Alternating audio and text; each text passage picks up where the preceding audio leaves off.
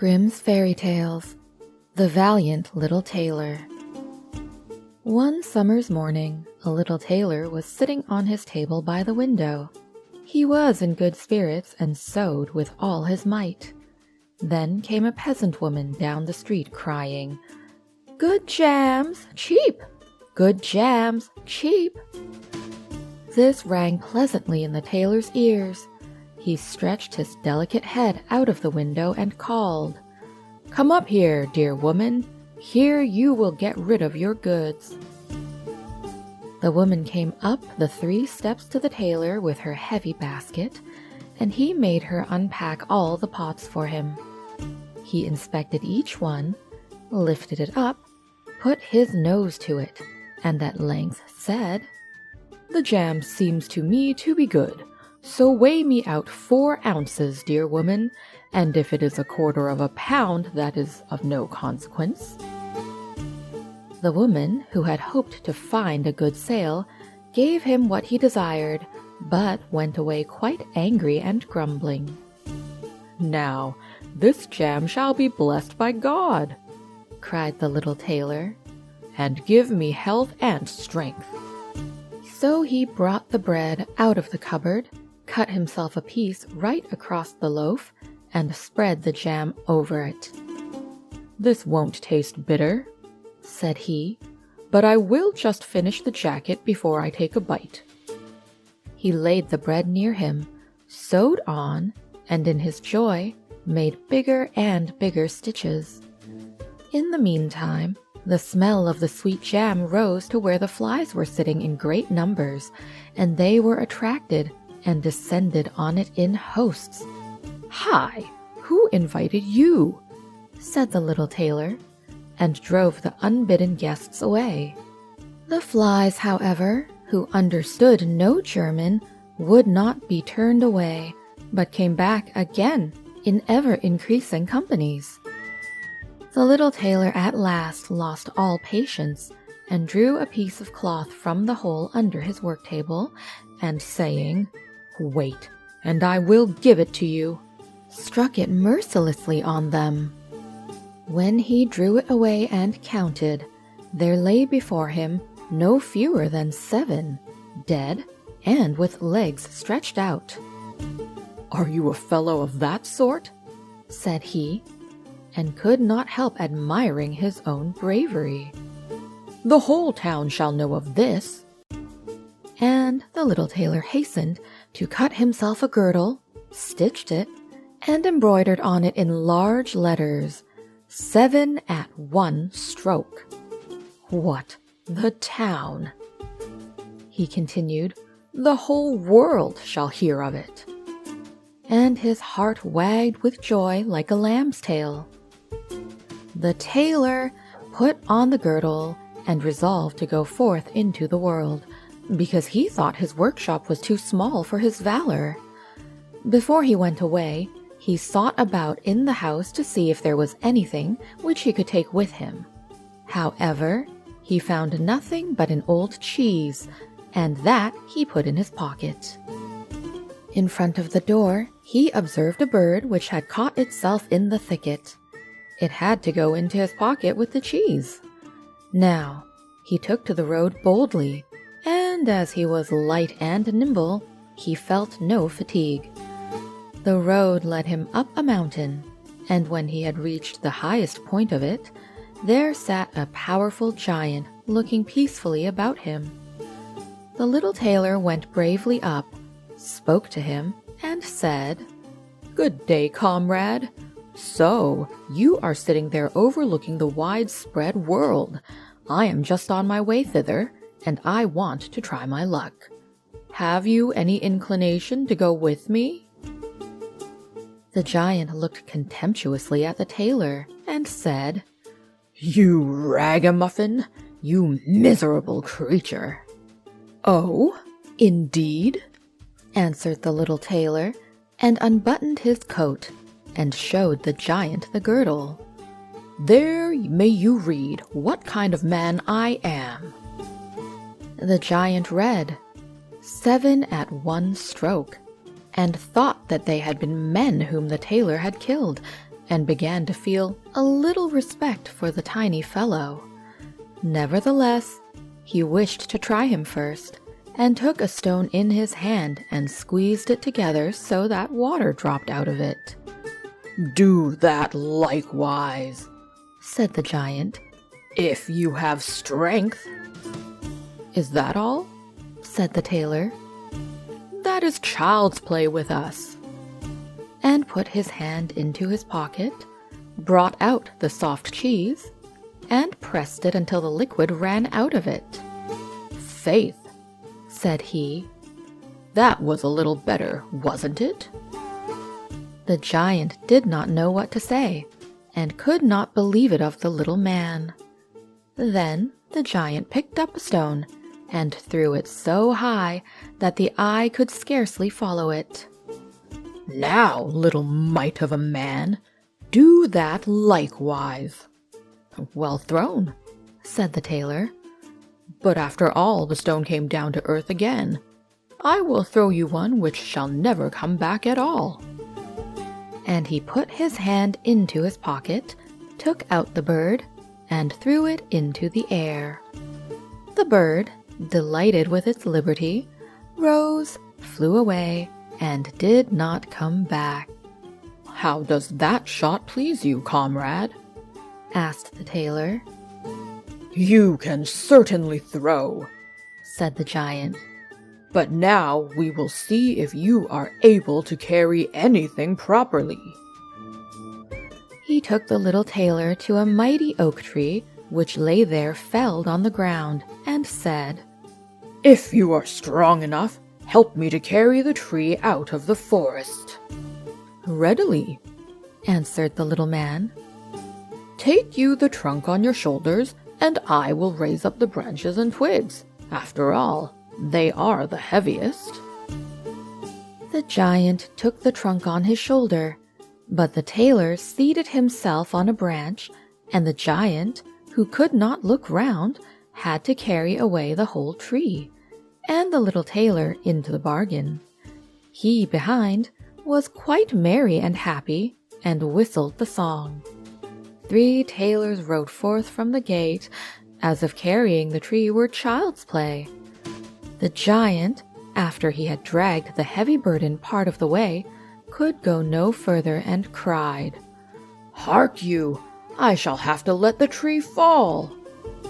The tailor sprang nimbly down, seized the tree with both arms as if he had been carrying it, and said to the giant, "You are such a great fellow, and yet cannot even carry the tree."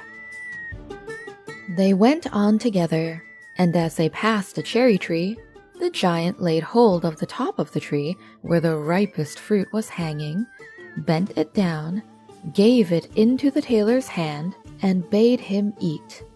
But the little tailor was much too weak to hold the tree, and when the giant let it go, it sprang back again, and the tailor was tossed into the air with it. When he had fallen down again without injury, the giant said, "What is this? Have you not strength enough to hold the weak twig?" "There is no lack of strength," answered the little tailor. "Do you think that could be anything to a man who has struck down 7 at one blow? I leapt over the tree because the huntsmen are shooting down there in the thicket. Jump as I did if you can do it." The giant made the attempt, but he could not get over the tree, and remained hanging in the branches, so that in this also the tailor kept the upper hand. The giant said, "If you are such a valiant fellow, come with me into our cavern and spend the night with us." The little tailor was willing, and followed him. When they went into the cave, other giants were sitting there by the fire, and each of them had a roasted sheep in his hand, and was eating it.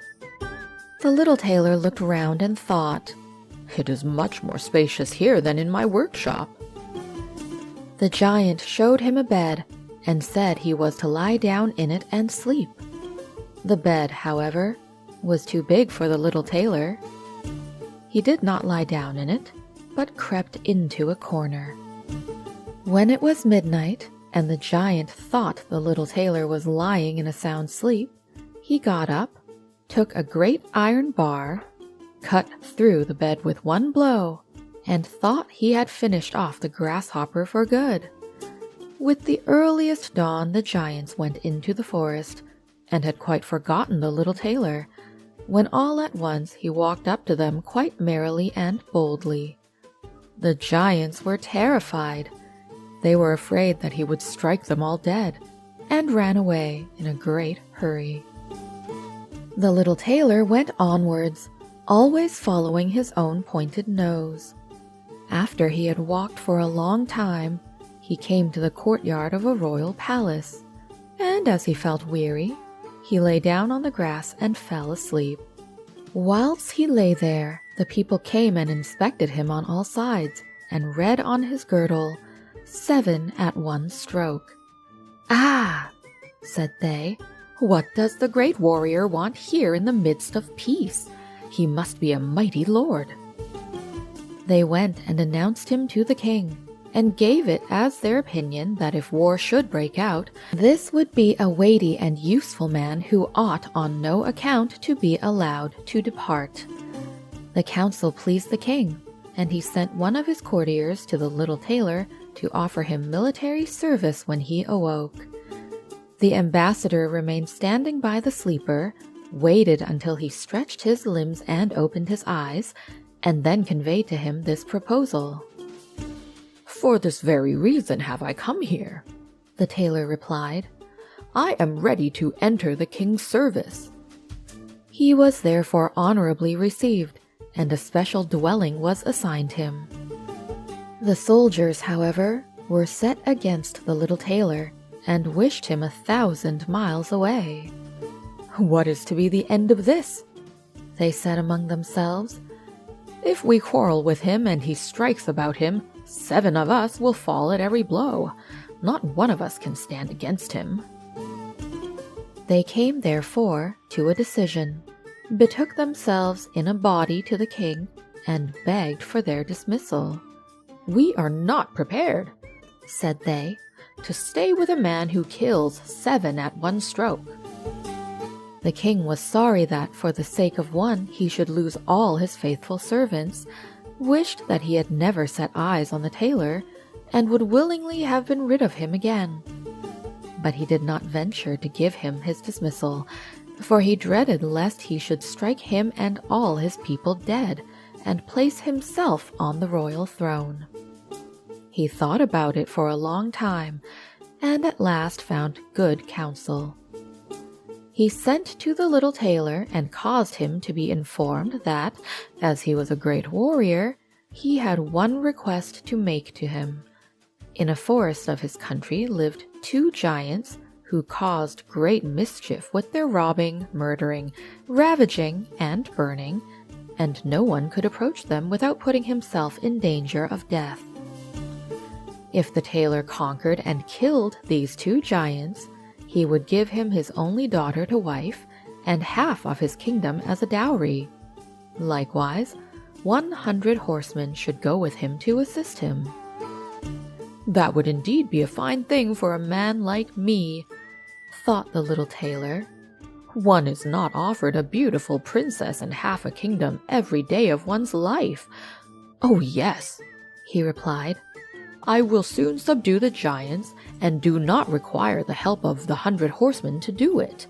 He who can hit 7 with 1 blow has no need to be afraid of 2. The little tailor went forth, and the 100 horsemen followed him. When he came to the outskirts of the forest, he said to his followers, "Just stay waiting here. I alone will soon finish off the giants." Then he bounded into the forest and looked about right and left. After a while, he perceived both giants. They lay sleeping under a tree, and snored so that the branches waved up and down. The little tailor, not idle, gathered 2 pockets full of stones, and with these climbed up the tree. When he was halfway up, He slipped down by a branch until he sat just above the sleepers, and then let one stone after another fall on the breast of one of the giants. For a long time the giant felt nothing, but at last he awoke, pushed his comrade, and said, "Why are you knocking me?" "You must be dreaming," said the other. "I am not knocking you." They laid themselves down to sleep again, and then the tailor threw a stone down on the second. "What is the meaning of this?" cried the other. "Why are you pelting me?" "I am not pelting you," answered the first, growling.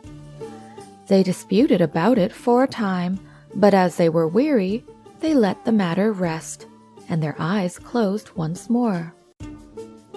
The little tailor began his game again, picked out the biggest stone, and threw it with all his might on the breast of the first giant.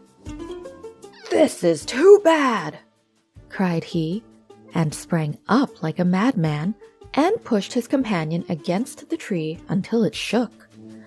The other paid him back in the same coin, and they got into such a rage that they tore up the trees and belabored each other so long that at last they both fell down dead on the ground at the same time. Then the little tailor leapt down.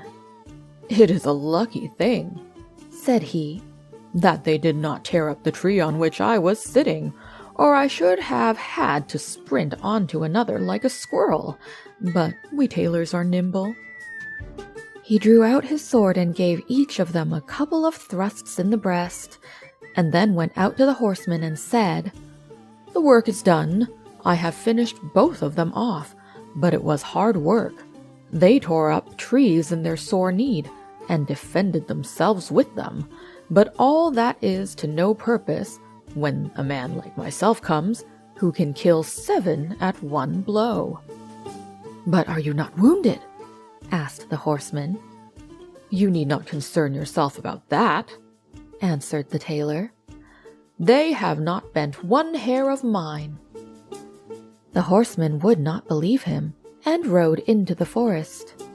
There they found the giants swimming in their blood, and all around about lay the torn-up trees. The little tailor demanded of the king the promised reward. He, however, repented of his promise, and again bethought himself how he could get rid of the hero.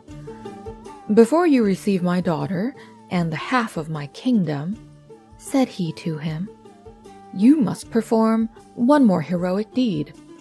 In the forest roams a unicorn which does great harm, and you must catch it first. I fear one unicorn still less than 2 giants. 7 at one blow is my kind of affair." He took a rope and an axe with him, went forth into the forest, and again bade those who were sent with him to wait outside. He had not long to seek. The unicorn soon came towards him, and rushed directly on the tailor, as if it would gore him with its horn without more ado. "Softly, softly, it can't be done as quickly as that," said he, and stood still and waited until the animal was quite close, and then sprang nimbly behind the tree. The unicorn ran against the tree with all its strength, and stuck its horn so fast in the trunk that it had not the strength enough to draw it out again, and thus it was caught. "Now I have got the bird," said the tailor, and came out from behind the tree and put the rope round its neck, and then with his axe he hewed the horn out of the tree, and when all was ready he led the beast away and took it to the king. The king still would not give him the promised reward, and made a third demand. Before the wedding, the tailor was to catch him a wild boar that made great havoc in the forest, and the huntsmen should give him their help. "Willingly," said the tailor. "That is child's play." He did not take the huntsmen with him into the forest, and they were well pleased that he did not, for the wild boar had several times received them in such a manner that they had no inclination to lie in wait for him. When the boar perceived the tailor, it ran on him with foaming mouth and whetted tusks, and was about to throw him to the ground. But the hero fled and sprang into a chapel which was near and up to the window at once, and in one bound out again. The boar ran after him, but the tailor ran round outside and shut the door behind it. And then the raging beast, which was much too heavy and awkward to leap out of the window, was caught. The little tailor called the huntsmen thither that they might see the prisoner with their own eyes. The hero, however, went to the king, who was now, whether he liked it or not, obliged to keep his promise, and gave his daughter and the half of his kingdom. Had he known that it was no warlike hero, but a little tailor who was standing before him, it would have gone to his heart still more than it did. The wedding was held with great magnificence and a small joy, and out of a tailor a king was made. After some time, the young queen heard her husband say in his dreams at night, "Boy, make me the doublet, and patch the pantaloons, or else I will wrap the yard measure over your ears." Then she discovered in what state of life the young lord had been born, and the next morning complained of her wrongs to her father, and begged him to help her get rid of her husband, who was nothing else but a tailor. The king comforted her and said, "Leave your bedroom door open this night, and my servants shall stand outside, and when he has fallen asleep shall go in, bind him, and take him on board a ship which shall carry him into the wide world." The woman was satisfied with this, but the king's armor-bearer, who had heard all, was friendly with the young lord, and informed him of the whole plot. "I'll put a screw into that business," said the little tailor. At night he went to bed with his wife at the usual time, and when she thought that he had fallen asleep, she got up, opened the door, and then lay down again. The little tailor, who was only pretending to be asleep, began to cry out in a clear voice, "Boy, make me the doublet and patch me the pantaloons, or I will wrap the yard measure over your ears. I smote 7 at one blow. I killed 2 giants. I brought away 1 unicorn and caught a wild boar. And am I to fear those who are standing outside the room?" When these men heard the tailor speaking thus, they were overcome by a great dread, and ran as if the wild huntsmen were behind them, and none of them would venture anything further against him. So the little tailor was and remained a king to the end of his life.